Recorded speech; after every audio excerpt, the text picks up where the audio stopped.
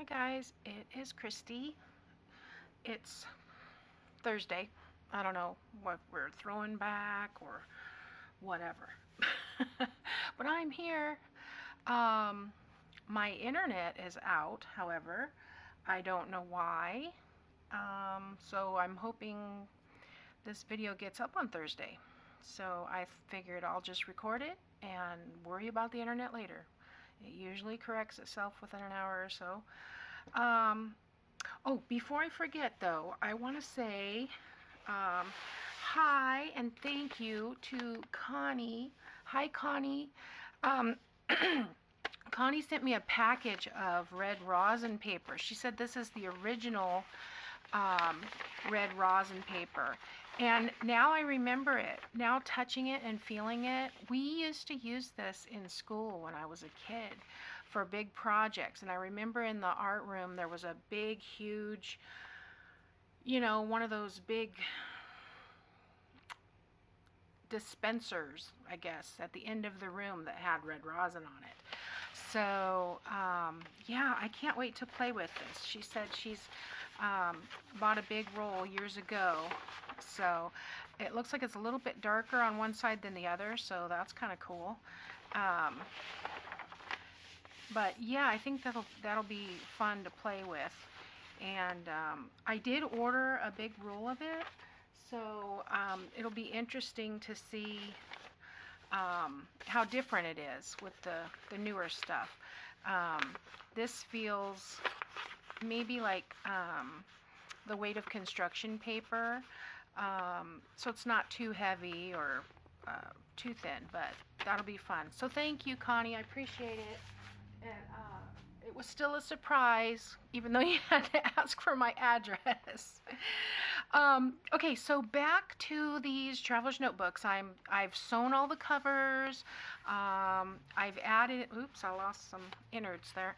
I've added my designer papers, and I've added the coffee design, or the coffee dyed papers, and I've just tucked the envelopes in the back, and then I've taken the cutoffs from all of those pieces and they're in the middle there. So today I think, haven't we been talking about covers on Thursdays? I should probably look at my calendar.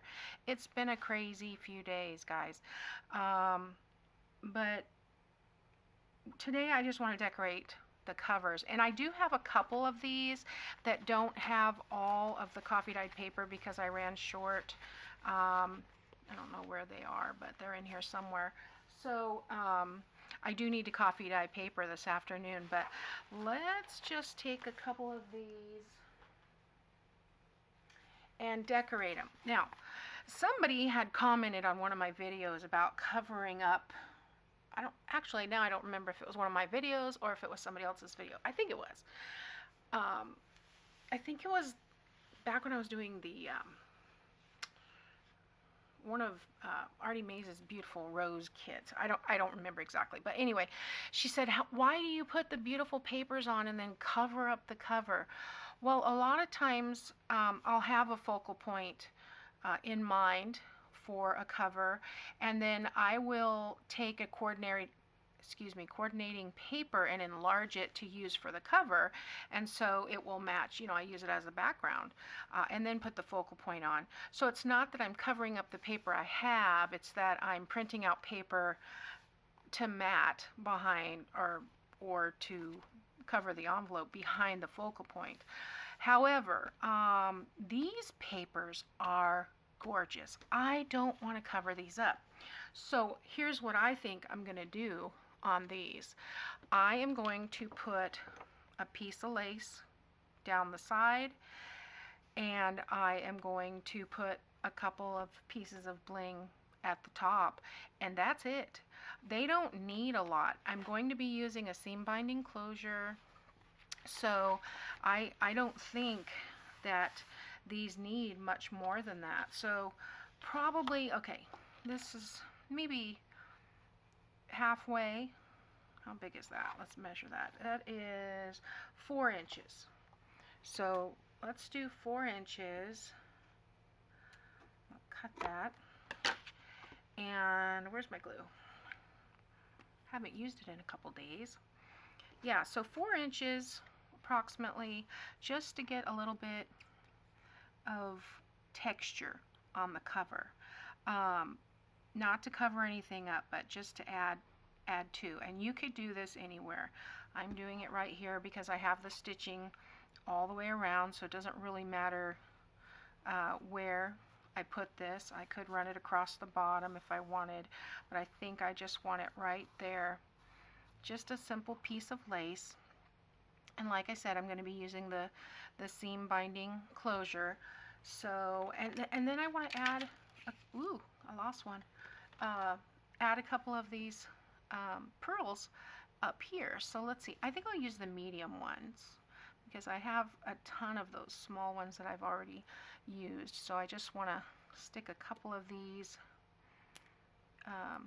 up here, and this adhesive is really good. Because I'm not putting pearls on the bottom of the page, I'm going to go ahead and use 3 here, and I may be using some pearls or some rhinestones or whatever. I hope that's even and straight. Sometimes it's different straight on than it is otherwise. I could put 2 up here and 3 down here. I mean, there's all kinds. I'm not going to do them necessarily all the same, but when I get my seam binding closure on that, it will be, let me go ahead and put the seam binding closure. I'll put these papers aside for a second. Let's see, now I got some new seam binding. It said Como beige. I don't know what the Como stands for, but to me it's kind of a gray beige, which to me beige is in the tan category, so I don't know, but as in contrast to this one, which is a pink shade. So I'm just gonna cut a length about, I think 24 inches ought to do it. And of course I still have to add some miscellaneous papers and stuff to it, but yeah, I think this will be, ooh, I almost tied a knot. I don't know what I'm doing. I don't want to go too tight, but I just want to give you an idea. You know, you don't need a lot, but I'm also going to be putting a piece of lace on this inside first page, so that will give me a little bit more of the crochet trim here. And I could even, you know, do a wrap around this way for with the seam binding, but I kind of like it this way so I can just tie it. I probably want it a little bit longer than 24 inches though, because I still have, I mean, you can see this is relatively thin still. But do you see how this bulges out here? I mean, this paper is all tucked in, but when you get this layering here, the papers start to come out, and so you get that, see, like there, you see, you get it to where it comes out on this edge, and you can trim that. Just take your ruler and your X-Acto knife, or I don't even know what this is, and just trim it down and make it straight. I don't worry about that. What I'll do is sew a piece of this trim down this first page on the edge, and it will stick out just about 1/4 of an inch, which will just be enough to disguise those pieces that are you know, hanging out. And yeah, so I think that'll be enough for a cover on here. So I will be doing that 11 times, and then I will be back to work on something else. Tomorrow we're probably going to start working on the insides, because I've already got that envelope in the back. The one thing I need to do with this, I went ahead and sewed them all around, and I'm just going to glue the trim on. And then I want to ink. I haven't inked anything, and I want to go ahead and ink around here. That'll also make the stitching a little darker, and yeah, I think it'll make more things pop.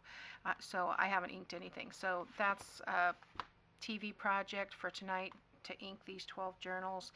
And like I said, just a little bit of lace trim, a little bit of bling. I've got these pearls.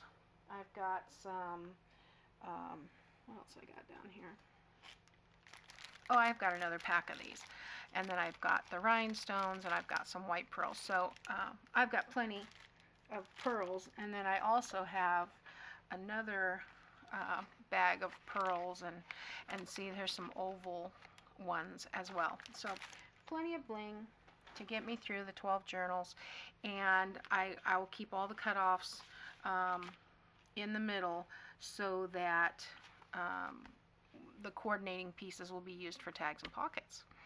So there you go. That's how I'm going to be decorating these covers today. I hope you have a wonderful afternoon, evening, might be Friday where you are. I know I've got some people in Finland and Australia. Hi, guys. But yeah, have a nice day, and I will see you next time.